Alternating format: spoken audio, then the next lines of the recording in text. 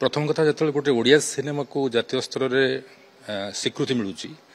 जेकोसी Odia cinema को मिलता जी खुशी था पुष्कर को मिले से खुशी लगुच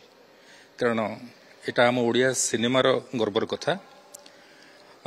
एवं पखापाखि प्रतिवर्ष व्यवधान आम गोटे गोटे सिनेमार स्वीकृति पाचु पुष्कर को ये पुरस्कार मिलला परे अधिक आशावादी जे आम ओडिया इंडस्ट्री और एमती अनेक ओडिया सफल सिनेमा आसीबो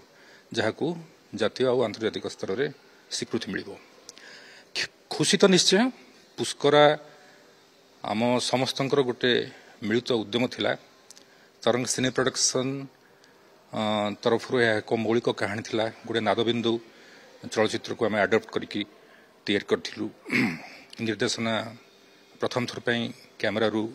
निर्देशना रे पाद देइथिबा शुभ्रांशु सब्यसाची जो जे गोटे टाइपकास्ट बोली आम समय समय रे भाबू कारण यही सिनेमा रे चरित्र को कलाकार खोजला बेले आम भीतर को आसला जे एक्चुअली किए सफलतार सहित से चरित्र को लिभेब बिकज पुष्करा गोटे आम समस्ते देखि चरित्र नुहे जहाँ सांगे सांगे आडप्ट करहब यह गोटे पुरीर गोटे चलणी बा गोटे गोटे परंपरा भितर बढ़ुवा गोटे चरित्र को आम आडप्ट करने को चाहूलु सिनेमा माध्यम बड़ कथा है सब्यसाची तांकर रोमांटिक हिरोर इमेज रु बाहरी एमती एक चलचित्र इमेज को एक्सेप्ट कले पाखापाखि आमको 2 वर्ष लगी ये सिनेमा को सारे ये नुहे जे एक व्ययबहुल सिनेमा थिला तार ऑथेंटिसिटी आउ ऑर्गेनिक एलिमेंट्स को एवं पुरी रे से सब जगार भली परिवेश रे ताकू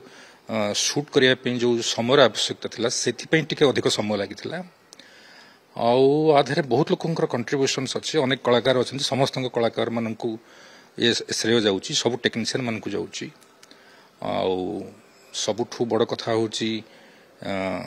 यार संलाप लिखी शंकर त्रिपाठी निजे जहाँ नादबिंदु उपन्यास रू आम आडप्ट करूँ स्क्रीन प्ले दायित्व दुज बॉम्बे रू चित्रा पट्टनायक देवीदत्त महांती ताको हैंडल करथिले दर्शकों का आदृति जो आम पाइलु प्रेक्षालय रे आउ गोटे साहित्य रु सिनेमा को गोटे आडप्टेशन माध्यम रे मनोरंजन सिनेमा टे तैयारी करिबो एवं ताकू साधारण रे लोक प्रेक्षालय रे भल पाइबे ए विश्वास प्रथम नथिला ताकू प्रेक्षालय देखला पर आशा रखिथिलु जातीय स्तर रे हुए तो विचारक मंडली द्वारा आदृत हो पारे एवं तांकू भल लगी पारे आज घोषणा पर लगुच बोध हुए आम श्रम सार्थक होती साहित्य सब बेले गोटे समाज निर्दिष्ट समय को निर्दिष्ट चरित्र को रिफ्लेक्ट करने को चेष्टा करें आम जो आडप्ट करूँ गोटे सिनेमा गोटे कौ सब्जेक्ट को गोटे छोट कहानी हो कि उपन्यास हो से सबुठ बड़ चैलेंज थाए कि से आडप्टेशन टाक आम केते परफेक्टली कर जो फ्लैश आउट करती जहाँ को आम चित्रनाट्य को जो मैंने नैरेटिव्स करती ता ऊपर बहुत निर्भर करी थाए से कंटेंट को केते एंगेज करि परंती तो एनी नोवेल को आडप्ट कला बेले यही चैलेंज था एवं ताहा पुष्कर कला बेले भी थिला एवं यथाचित आम चेष्टा करथिलु ताको बहुत परिश्रम रे जे सेटा रिलेटेबल हो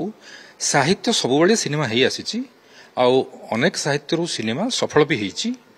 मझे आमर टिके व्यवधान रही जाइथिला से व्यवधान एबे नहीं हाँ सीटा ठीक लगे कारण आमको कार्तिक पूर्णिमा हो कि साहिजात हो एमती किसी इवेंट्स को पूरी